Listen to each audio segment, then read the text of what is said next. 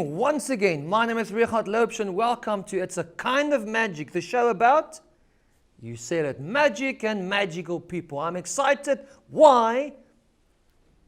I have a magical vending machine. You haven't heard about a magic vending machine yet? Oh my word. Okay, tonight is your night. I'll show you exactly how this wonderful vending machine actually works. Obviously, by magic. Check this out. Let's say I would like to order, I'm thirsty.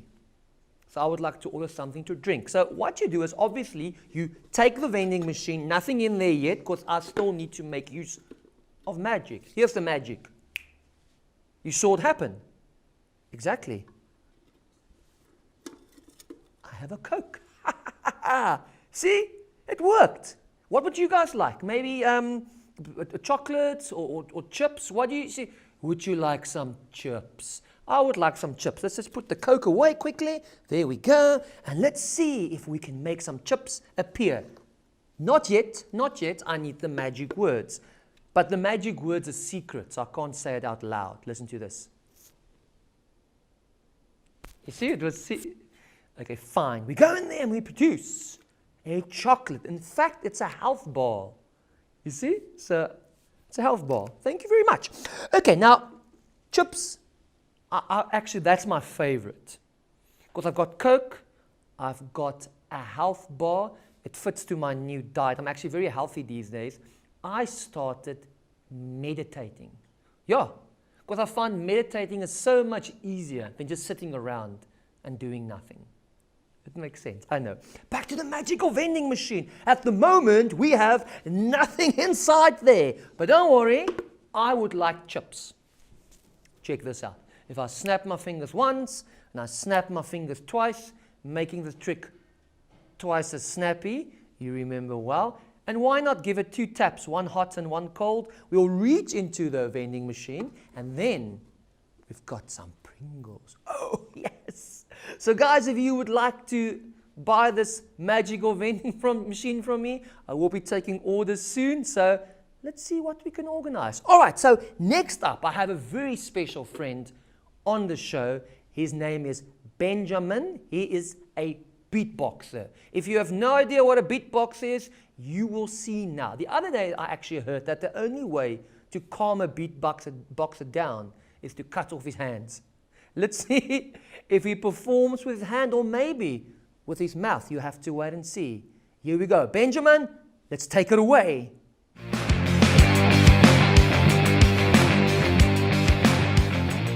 I'm Benjiman, beatboxer.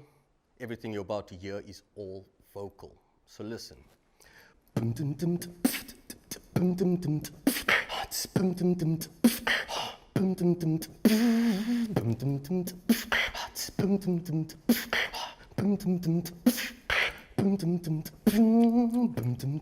You are my sunburn, you are my earth. You didn't know all the ways I loved you. No, gave you a chance. Made other plans. You didn't know all the ways I loved you. No, cry me up.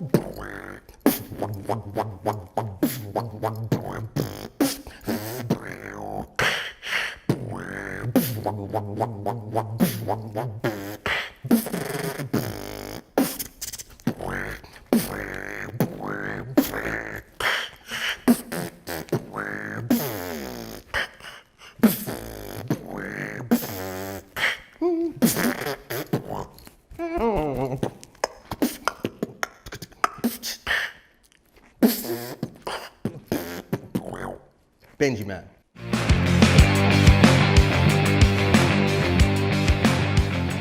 Right, guys, that was Benjiman Beatboxer. That was absolutely amazing. I don't know if you guys can do it. I think your dad can maybe do it, but although it's not the same after he eats the tin of baked beans. Rather, don't ask him.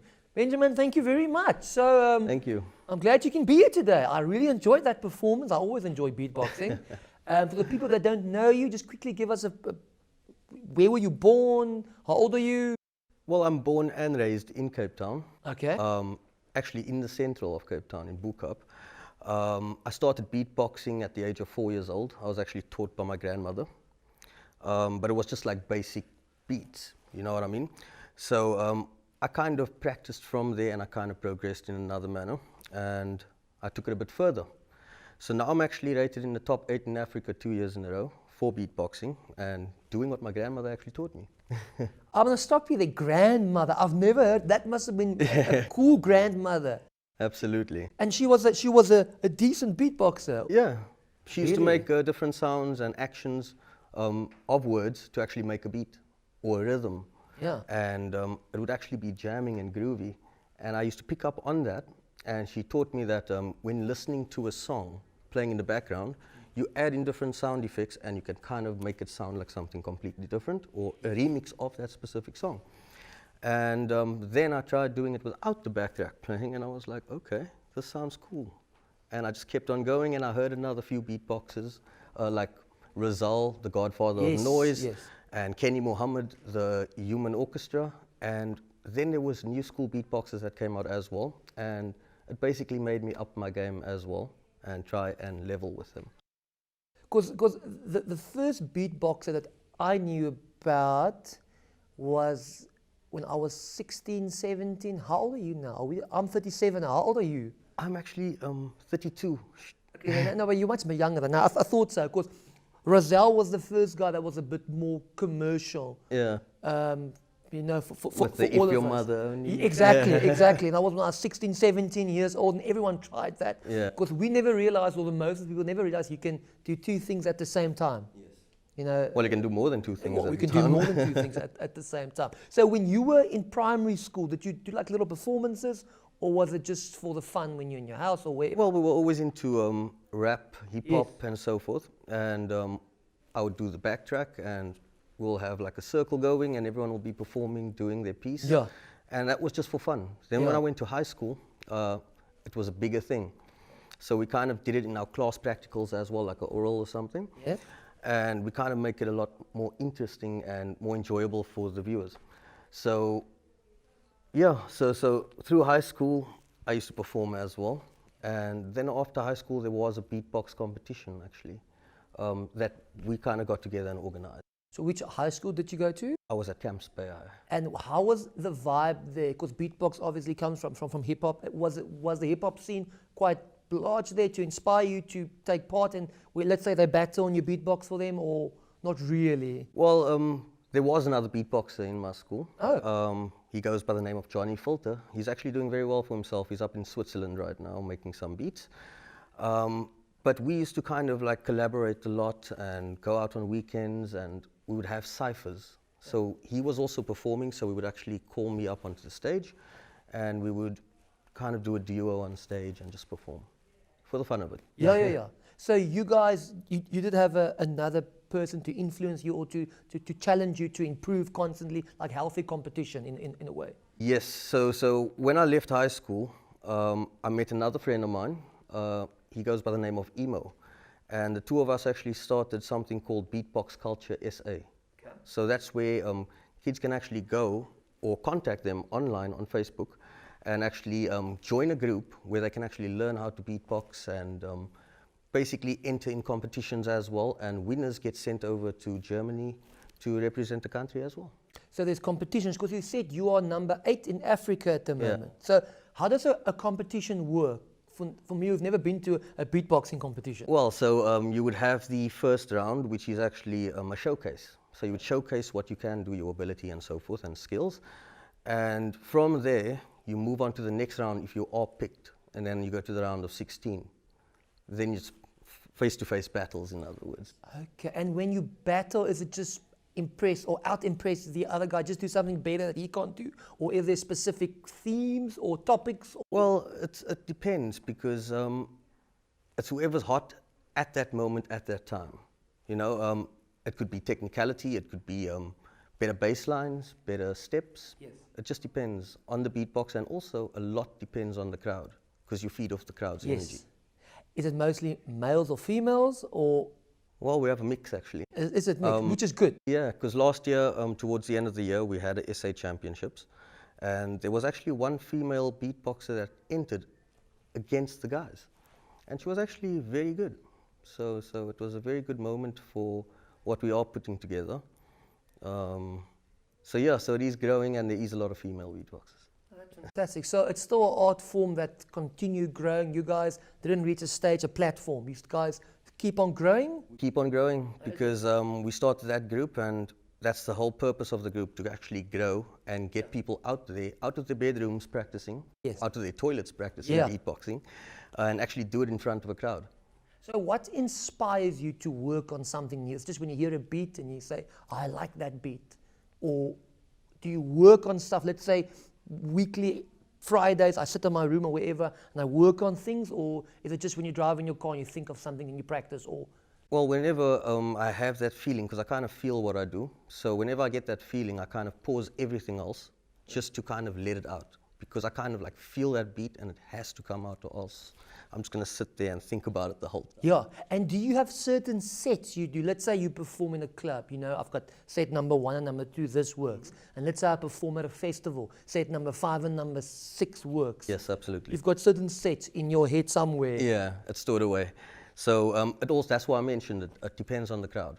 Yeah. So if the crowd is good and you get that good feedback for something specific that you do, that's why when I go on stage, I'll always try a little bit of this, try a little bit of that, and whatever catches the crowd and I get a response from them, I kind of play with that. Yes. Okay. So And how's the competition wise, let's say in Cape Town versus Johannesburg? Are there other beatboxers in the country? yes, there's quite a big group of us, and we have an SA champion. He goes by the name of Seth McKinnon. We have a vice champion, which is Remix. He's from Johannesburg. Seth is from Cape Town. Okay. So, I mean, we have quite a big community, and the kids nowadays, they are killing it. They're taking it to another level. Oh, that's great. And comparing SA to the overseas crowd? Because I know our b-boys and our breakdancers are fantastic when you compare it to the overseas market. How's the beatboxing? Is it the same, or we still need to learn a little bit? Well, there's always room for practice. Yeah. Because practice doesn't make perfect, it makes improvement. And I can say that our SA beatboxers are actually on par with the international. Fantastic. That's what I want to hear. Yeah. So to end off, where can we get hold of you? Somebody want to book you? What type of events is the best for you? Well, I do all kinds of events. I also throw my own events as well. Yeah. You can find me on Facebook under Benjiman Beatboxer. All right. And on Instagram as well. But yes, I throw a lot of events, open mics, to create a platform for other artists that don't have that opportunity, because I know what it's like not getting those opportunities and throwing yourself out there. But a lot of artists, they don't actually get out there to actually get something back in return, you know. So that's why I'm always putting myself out there to actually be heard, because not only do I beatbox, I'm a lyricist as well. So I write music too. Now, I saw what you did now. It was amazing, but I have a challenge for you. So we're going to move over to the performance section now. All right. I'm going to challenge you to do something. You guys will have to wait and see. And before we get over to that side, we have a tradition. You must please sign something in it. I don't think you can beatbox in the book, but you can just write a message there or something for us. And then, guys, like I said, we're going to move over to the performance side. I'm going to try and challenge him. I am going to challenge him. And let's see if he can do this. Let's wait and see. Check this out.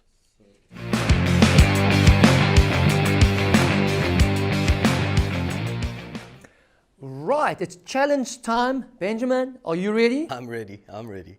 I have a challenge for you. I'm sure you're warmed up now. Yes, definitely. The challenge is I would like you to decide on any 2 tunes or tracks, commercial tunes. I would like you to demonstrate, perform it now, and see if the viewers back home can actually guess what it is. So it needs to be really good. I wonder if you can do it. Of course. I'll take it old school so everybody can kind of relate to it. Okay, old school. Right, the floor is yours. Go for it. All right. So the first one goes a little something like this.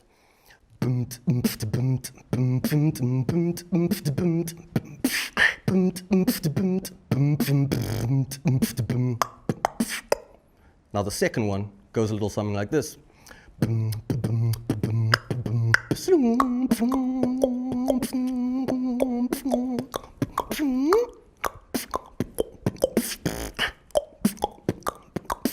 But hold on, I can do both of them at the same time. So listen to this.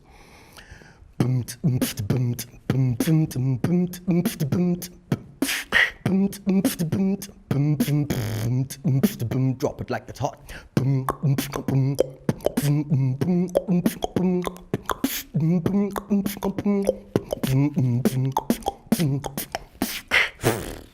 Yeah. That is absolutely insane. Thank you. I'm jamming it in my mind here at the back. Benjiman, that was fantastic. Yo, I hope you guys enjoyed that. I think we should get him on soon again. What do you guys say? Thanks, man. That was fantastic. I'm going to try and do some more magic now after that. I don't know how, but let me see what I can do.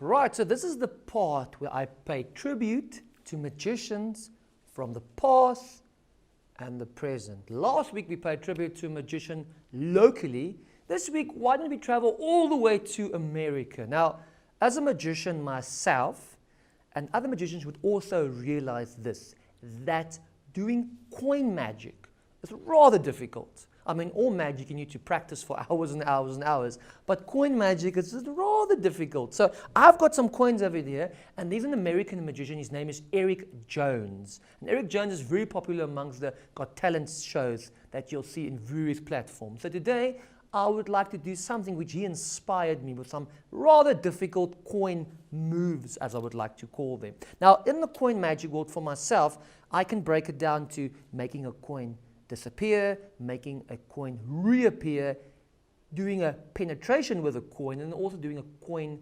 transfer. Those are the 4 moves that I would like to perform, and I do perform often in my shows. So I have a little wallet over here. Normally I keep the coins, and because it's an American magician, I thought maybe I will make use of American half dollars. Now normally I keep these coins in my pants pocket because my pants is a cashmere pants. But today I have it in a wallet. Sometimes if I have a little pocket over here, I keep the money in my top pocket over here because this chest is a treasure chest.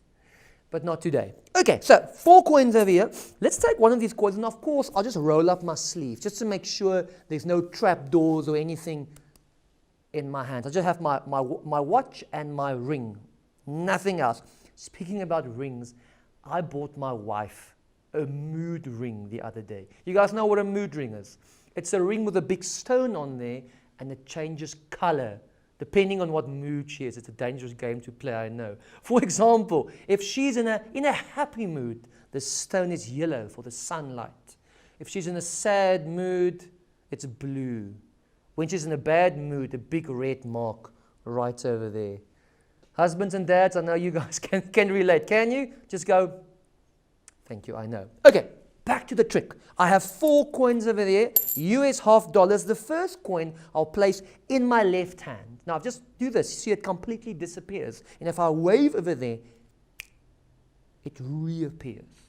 That's a very standard coin move, I would say. But now here comes the tricky part. If I sharpen the edges, which I did beforehand, I can actually make the coin penetrate straight through my hand, and it drops over there. Fine, I'll do it again, but this time I'll actually do it in reverse. That was magic. All right, now here comes the part, and I've seen Eric Jones do this a few times, and I'm going to attempt it now for the first time ever. So bear with me.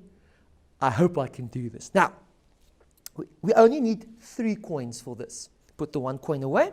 And how this works is, we'll take coin number 1, we'll take coin number 2, and we'll take coin number 3. Nothing has happened yet.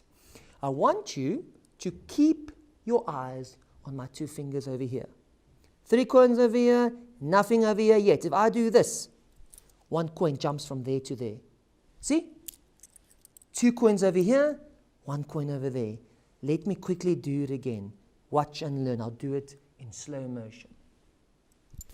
You can hear it happen. And there we go. 2 coins just like this. The 3rd coin is very easy to follow. Check this out. There we go. Easy and simple, I know. Now I'm joking. Watch here. It pops out over there. Now, even if you take this 1 coin and I can drop it in my pants pocket, I'll just step back. It actually comes back right over there. So now again, I've got 1, 2, and 3 coins. So I think, let me just try it again. This time I'll just roll up my sleeves even more.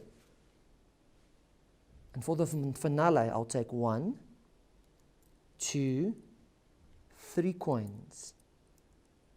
And I'll place them out so you guys can actually see them. No tricking whatsoever. Let's take the 1 coin. We'll throw it up in the air. And if I grab again, I still have 1, 2, 3 coins left. So thank you very much, Eric Jones, for your influence on myself with coin magic.